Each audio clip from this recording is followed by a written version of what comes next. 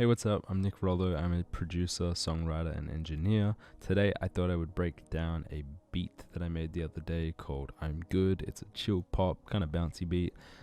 It's great describing. In this new series that I'm starting called Producer Breaks Down a Beat, which is highly inventive and creative, I know, but I just thought I'd enjoy breaking them down and maybe you'd find it helpful. I actually just recorded this breakdown like 2 seconds ago, but turns out I wasn't actually recording it, so that's great. I'm also recovering from COVID, so my voice is it's not great. I hopefully won't cough too much, but if I do, I'm sorry. Before we get into it, smash the like button, hit subscribe, and turn on the notification bell. It helps me out a ton, and it'll help you out if you find this helpful. If you like this beat, you can find links in my bio to the beat channel and my beat store if you're like an artist. And I think that's everything I have to say. Let's just jump into it. This is what we're working with.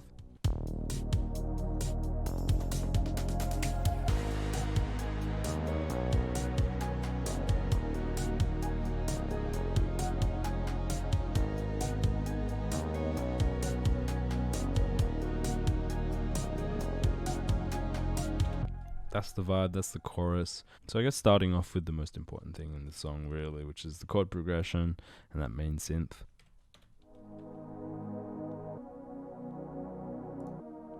So we're just using Serum. And it's weird, you can hear the clicking, which is typically not what you want, but if I had the release too high, it didn't feel right. It kind of carried over. I liked having that cut, and I guess I just had to cop the clipping sound. So usually you fix that with like a higher release, but I decided I wanted it.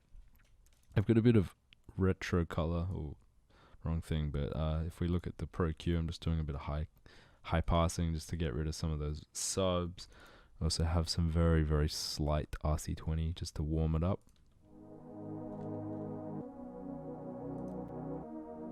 Just kind of makes it move a little bit.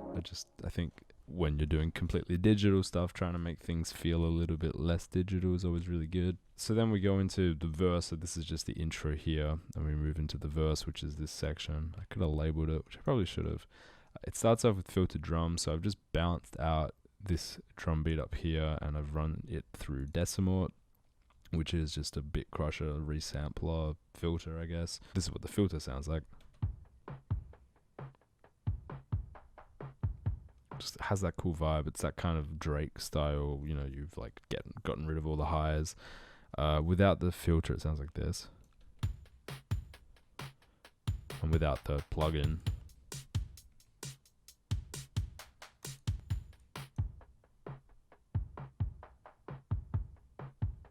you get the vibe. So we go from that verse into the from that intro into this.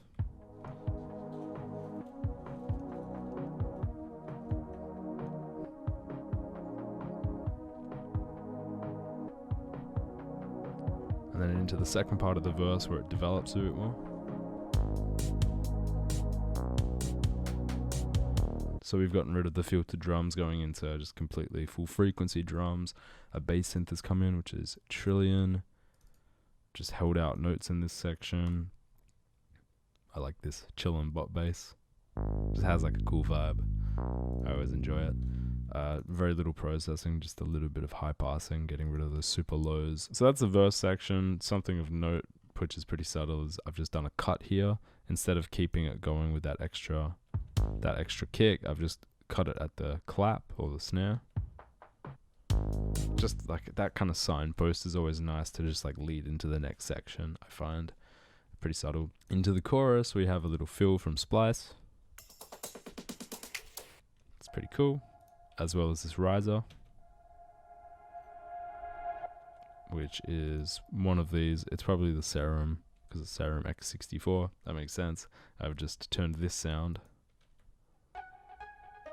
I've bounced that down. I've run it through reverb and then reversed it. You can find tutorials to that on my channel.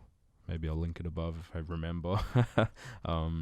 I find that's the best way to make risers, to be honest. It's always super cohesive because it sounds from the song rather than just being some like random sound you've grabbed. It's like part of the track. And then we have this down hit clap. which I exploit, to be honest. I use it in so many songs. I need to find more down hits. But without the clap, it sounds like this.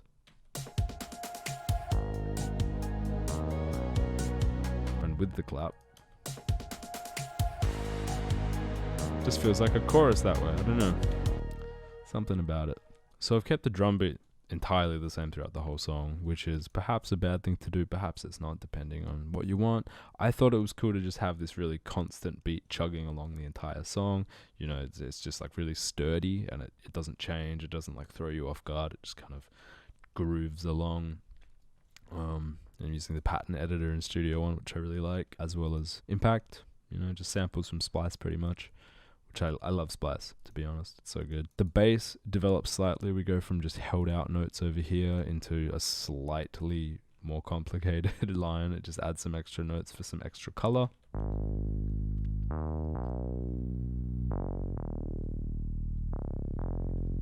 It just adds a little bit to the color, as I said.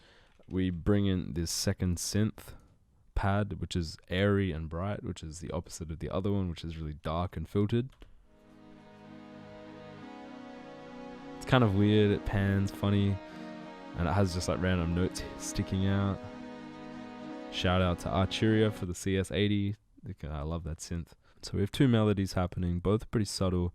I quite like having subtle melodies in songs like this or in beats, because, you know, I think unless it's like a instrumental section where the singer's not going to be singing, I feel like the vocal's the most important part of the song. I just like the melodies because they add texture and a bit of color and movement, not because they're like the focus. But we have two of them, both are panned, one left, one right. This is the left one.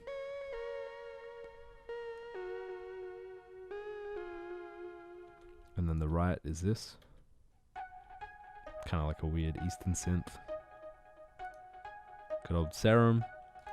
The other is just an Omnisphere patch. And together they sound like this.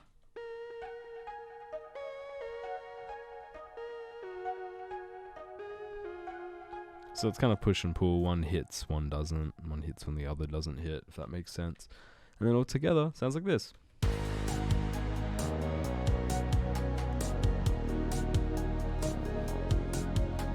But you can clearly hear there is a space for the vocalist in the middle. Most of the things are panned, except for the bass and some of the drums. Panning is super important for that kind of thing, you know, where's the focus. After this chorus, and we've got 4 progressions of the verse, 2 progressions of this first chorus, back into another 4 of verse, and then 4 of the chorus, so a double chorus essentially.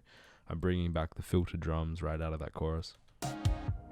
It just, you know, kind of brings it down. I almost coughed. Yeah. So we're effectively speeding up the progression again. First verse had two rounds of the filtered drums, and then the bass and the open drums came in. This time it's just 1 progression of filtered drums and 3 of the rest. 3 of the non-filtered, I guess. And it's the same stuff. We go back into the chorus. The chorus is exactly the same, and that's lazy, to be honest. I probably should have been more creative. For instance, I could have gotten rid of like these and maybe the melodies to start, so it kind of would have sounded like this.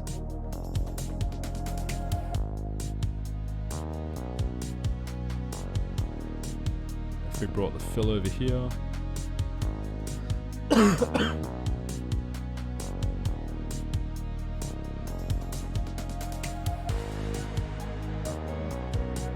kind of brings it back down when this main synth hits again. And yeah, you know, development is so important in a song. I think this is a very clear, lazy attempt. The verse is not different. The choruses aren't different. It doesn't really say much about me, but it's a good learning experience. So develop stuff. You can take things away. You can add things. You can change things.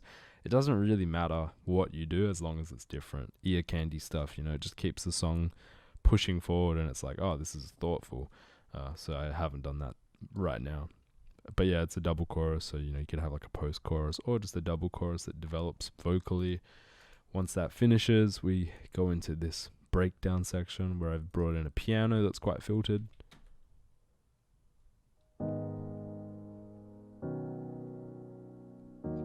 It's just keyscape. And so the chords don't change the whole song, so I thought it was quite nice just having like a really different sound hitting. In the piano, it kind of like, I don't know, it just feels different. It feels more organic, which is nice. So we go out of the chorus and it comes into this. Really, like, especially with that synth delay that you just heard. It's just like, it's nice, it's a nice breath. And once this piano, you know, continues, we bring in filtered drums and bass again, and then finally into a full chorus.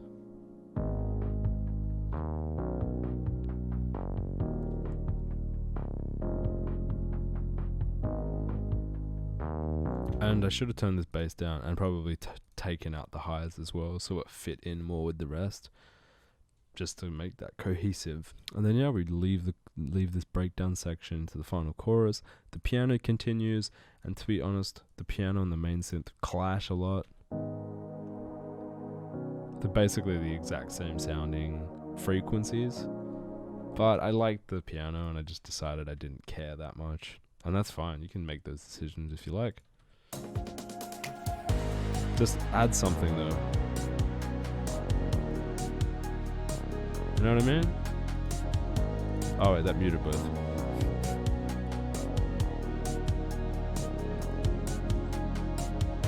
I don't know, just like the transient of it has like a nice fruitful color, which I really enjoyed. And the song's pretty short still. It's only like 2 minutes 55-ish.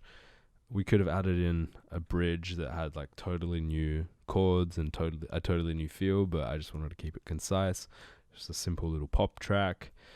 And yeah, I hope you found this helpful. If you did, smash the like button, hit subscribe, and turn on the notification bell. I'd love to do more, so if you did find it helpful, comment below. Say, hey, yes sir, I like that.